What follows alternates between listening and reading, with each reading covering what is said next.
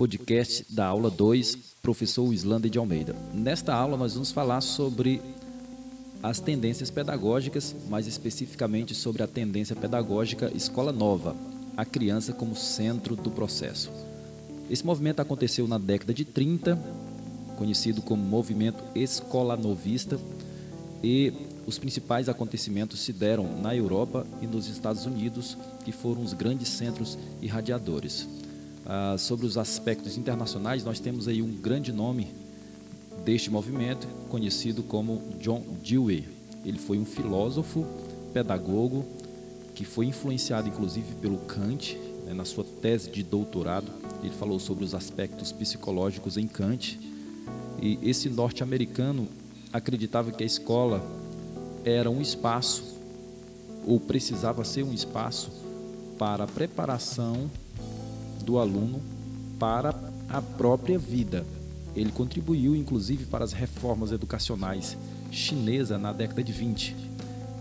Ele teve grande contribuição nesse processo porque viveu alguns marcos históricos muito importantes, já que ele nasceu no finalzinho do século XIX, então ele atravessou aí a Primeira, a Segunda Guerra Mundial, a Revolução Russa e acontecimentos importantes nos Estados Unidos, como a quebra da Bolsa de Nova York em 1929. Portanto, ele acompanhou de perto muitas mudanças e transformações do mundo moderno. Dentre as muitas contribuições que John Dewey teve dentro desse movimento da Escola Nova, ele contribuiu, resumidamente, para a desigualdade social. Portanto, ele enxergava na escola um espaço adequado para a diminuição das questões de desigualdade social.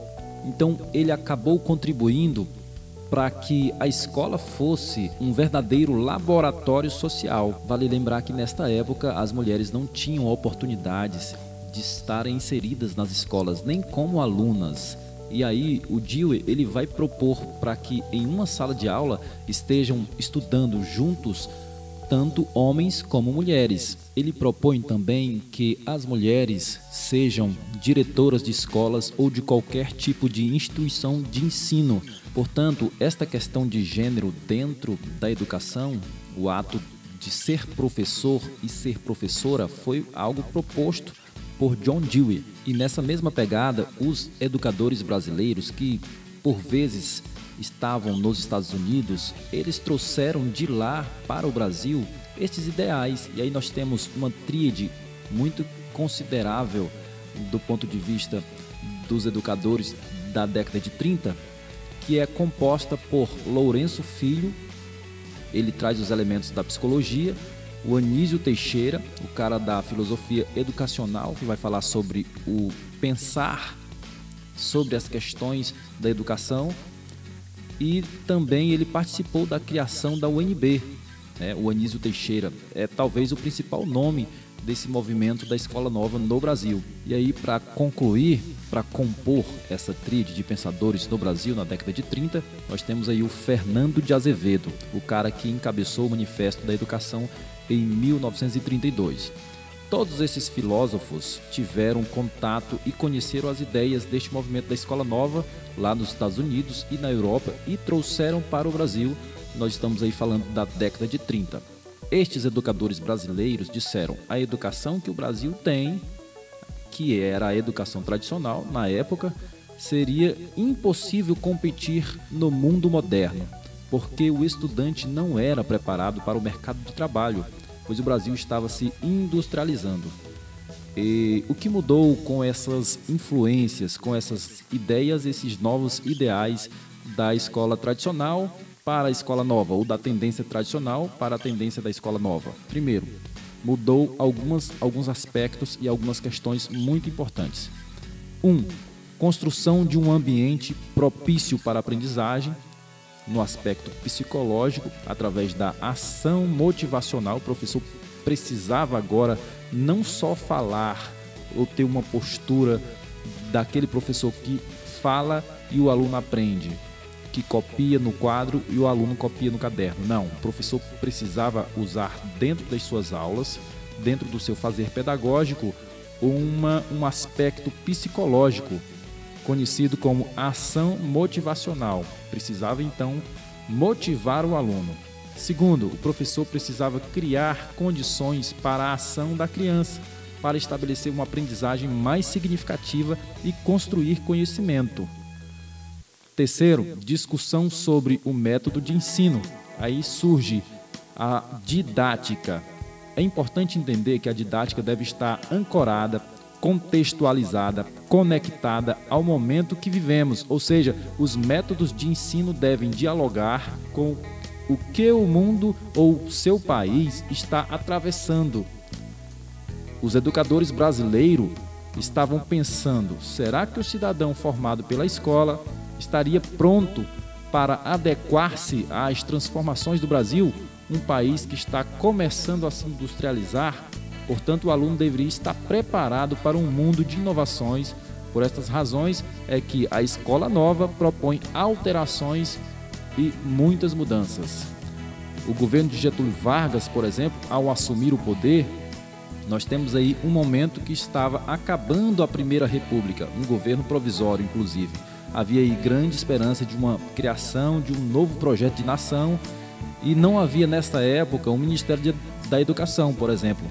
Eles defendiam um sistema nacional, né, da educação, e este contexto foi redigido um documento com grandes nomes da educação brasileira que ficou conhecido como o Manifesto dos Pioneiros da Educação Nova no Brasil. E o momento é 1932, eles reuniram um documento que enaltece o exercício dos direitos dos cidadãos brasileiros no que se refere à educação. E o que era esse manifesto?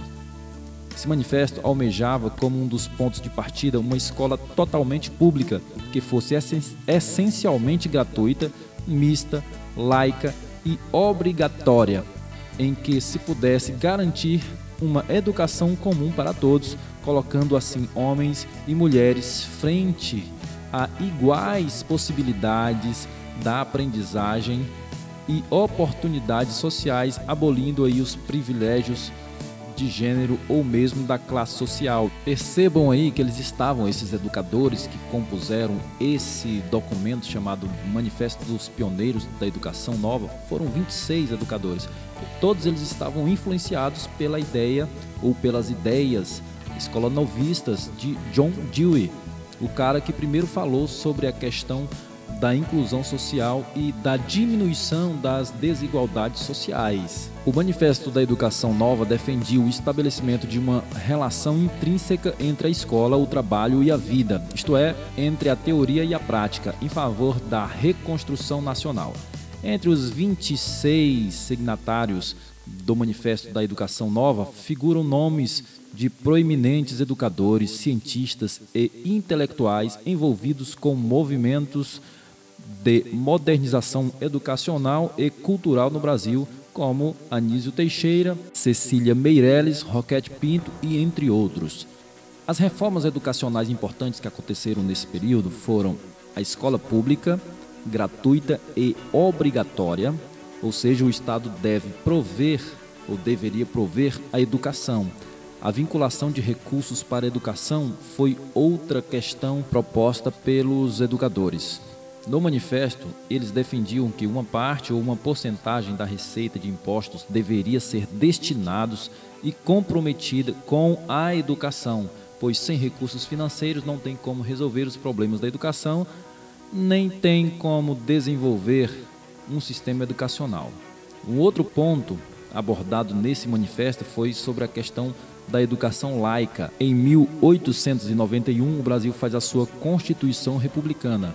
Em 1889, foi criada a República Brasileira e esta república seria laica, que significa que o Estado não teria religião oficial. Em resumo, o Brasil não tem uma religião oficial, não existe uma organização do Estado em função de uma religião específica. O Estado não pode ter religião, portanto, a escola pública não pode também defender nenhum viés religioso.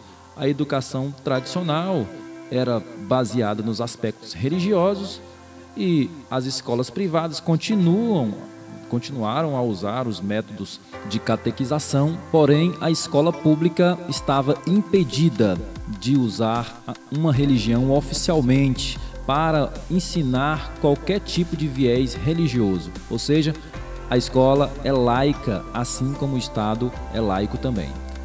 A escola única foi algo proposto para o manifesto. Era uma escola que deveria ser tanto para o pobre quanto para o rico, o negro, as mulheres, os homens, os brancos. Por quê? Porque houve um processo de inclusão escolar já nesse tempo. A escola deveria ser para todos, influenciado aí pelas ideias de Comênios, que ele falava sobre a questão do ensino de tudo a todos.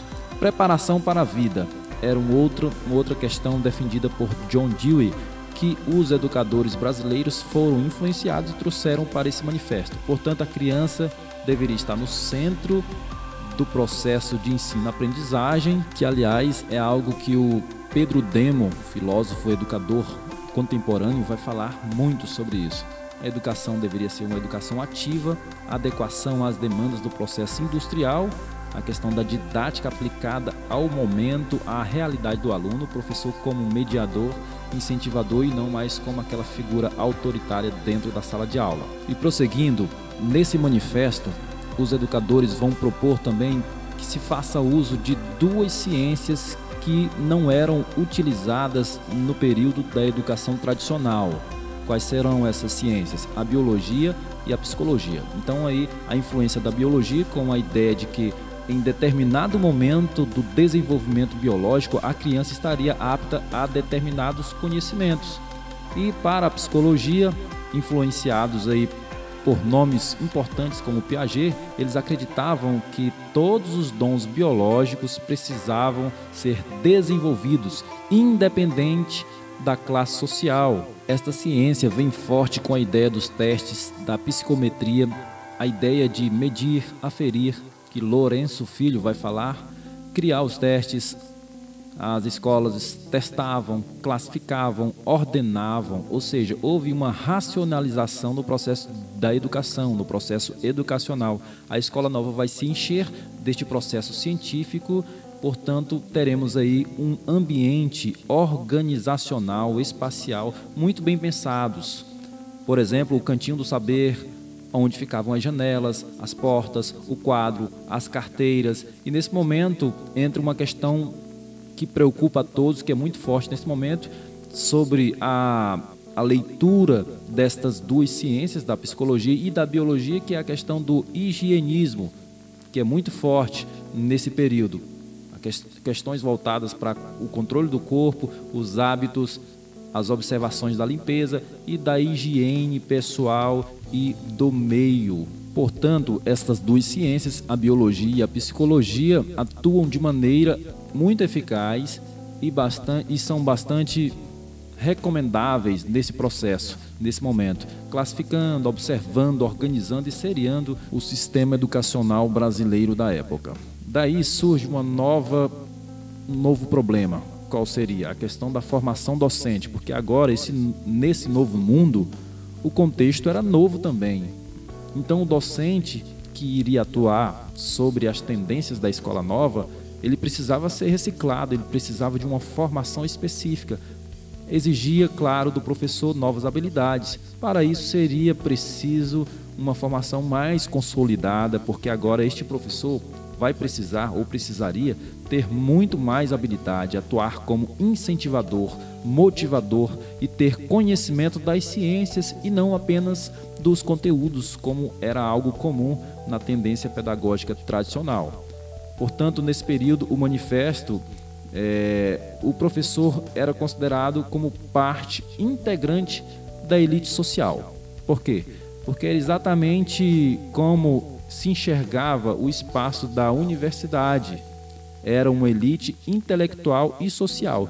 E aí, olhando por um viés psicológico e biológico, os manifestantes, os educadores que propuseram dentro desse manifesto, eles acreditavam que as pessoas conseguiam ter as suas vitórias acadêmicas independente de suas condições sociais. Ou seja, eles acreditavam que o filho de um agricultor, por exemplo, mesmo sem condições econômicas, mas se este tivesse habilidades cognitivas, ele teria acesso por ter aptidões biológicas, ao passo que o filho de um patrão, mesmo sendo rico, de família com bastante privilégio, caso este não tivesse a tal aptidão biológica, a capacidade de raciocínio, as habilidades intelectuais, este aluno não poderia ingressar no ambiente acadêmico.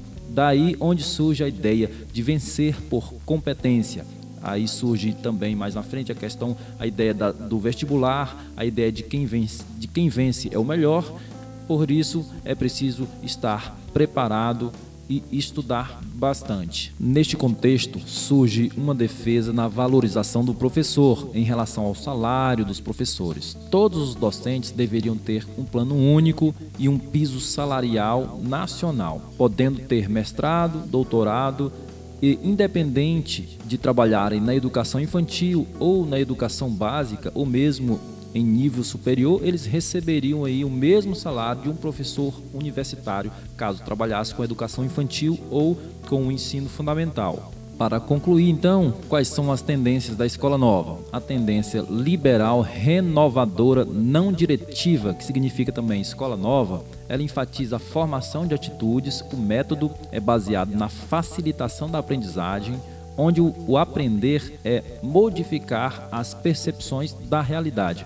O professor, então, aí é um auxiliar das experiências. Quais são essas características principais, para a gente resumir? A centralização do processo de aprendizagem nas necessidades das crianças, a atenção à individualidade de cada aluno, respeito à diversidade, integração da aprendizagem escolar com conceitos sociais importantes. Quais as principais diferenças entre a escola nova e a tradicional? Enquanto que nas escolas tradicionais o foco do aprendizado é o conteúdo, sempre passado por um mestre à frente da sala, o método novo da escola nova se trata do desenvolvimento do conhecimento por meio da interação do aluno com o meio em que ele vive. É isso, um forte abraço e até a próxima.